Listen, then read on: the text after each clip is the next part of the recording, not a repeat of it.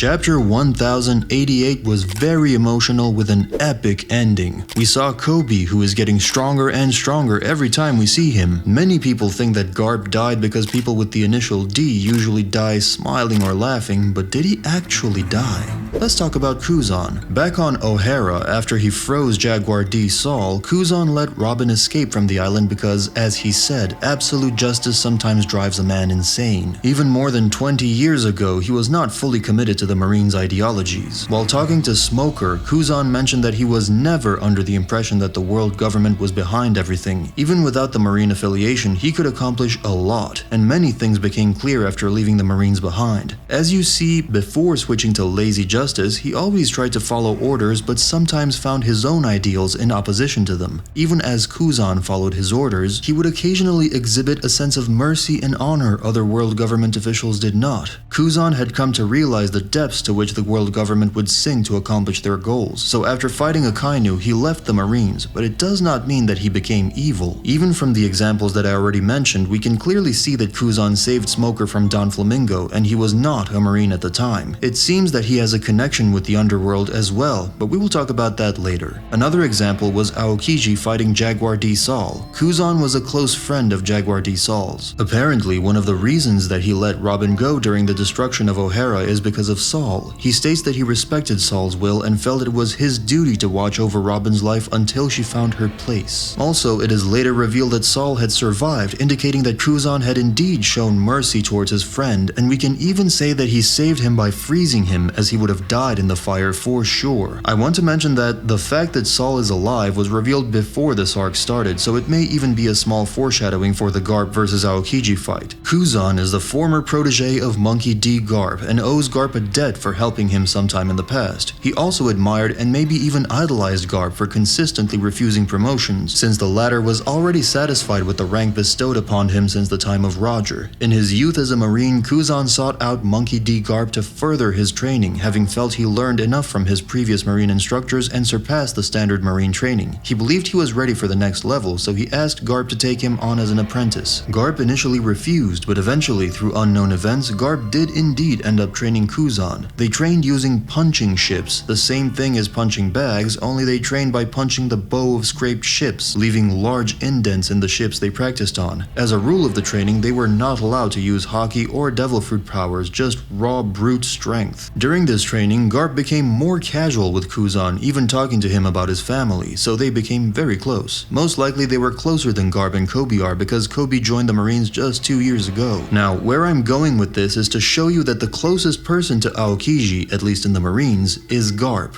He saved Smoker after he left the Marines and saved Jaguar D Saul when he was young and more controllable. So I am sure there is no way Aokiji would kill Garp for the Blackbeard pirates or for his own plans. Additionally, if we retread the chapters and pay attention to the details, we will see that Aokiji was only throwing punches. He did not land a significant attack. The only serious bit of damage Garp took was from Shiryu. At the end of chapter 1088, we saw that Aokiji is the one who made the final attack, freezing Garp. I am sure he is doing the same thing he did with Saul. Aokiji knows that the Blackbeard pirates are very evil and they would torture or instantly kill Garp, but by freezing him, he is enabling Garp to survive. Even his facial expression and darkened eyes show that he does not like the situation he's in. There are two reasons why Aokiji did not help Garp from the start. Number 1, Blackbeard pirates had slaves, and Koby, Helmeppo, and others could be in more danger. Number 2, there is still something Aokiji has to find out or achieve by being one of the Blackbeard pirates, so he's waiting for the perfect time to betray them. There are theories that Aokiji is a member of SWORD, a top secret group within the Marines. One of the group's tasks is to monitor the activities of the Yonko so that the Marines can be ready for any possible situation. While it might be true, we can't state anything definitively for now. The only thing we can do is to look at this scenario logically, and we will see that it does not make any sense. Oda is the best writer in the world, and he has showcased his skill numerous times. We can hardly find a few plot holes in 1088 chapters, so there is no way that he would kill Garp, the grandfather of the main character, so easily. Luffy already has enough reasons to hate Blackbeard. Additionally, Aokiji is one of the kindest Marines, so it would be odd for him to suddenly have a change of heart and kill the person whom he admires the most without hesitation. Other details why Garp is alive. Number 1, Aokiji stabbed Garp right into the wound Shiryu did and froze him to stop the bleeding, technically saving Garp. Number 2, fate unknown. And number 3, Oda made it clear that Blackbeard underlings were after Garp's bounty. Now let's talk about Koby. In this chapter, Koby had the most impressive scene in his 25 years. He is improving dramatically. He is the first important character who appeared in the anime. In the manga, he appeared right after Luffy and the red-haired pirates, so Oda had plans for Koby from the very beginning. Koby was shown as a weak cabin boy who could not even fight Alvida. Also, Alvida said that she let him on her ship only because Koby knew more about navigation than the others. After he met Luffy, Luffy's words changed him, and he decided to chase his dream, becoming a marine. Later, the bravery shown by Koby and Helmeppo earned them the attention of Garp, who took the two under his wing as pupils. After training with Garp, they could hardly stand, but Koby was ready to do everything in order to get stronger and show Luffy what he achieved. In a recent chapter, it was revealed that after Garp's difficult training, he would sneak off to work out more. He spent the nights hitting one of the battleship bags until his fist peeled and bled. To be honest, in 2 years, he achieved a lot.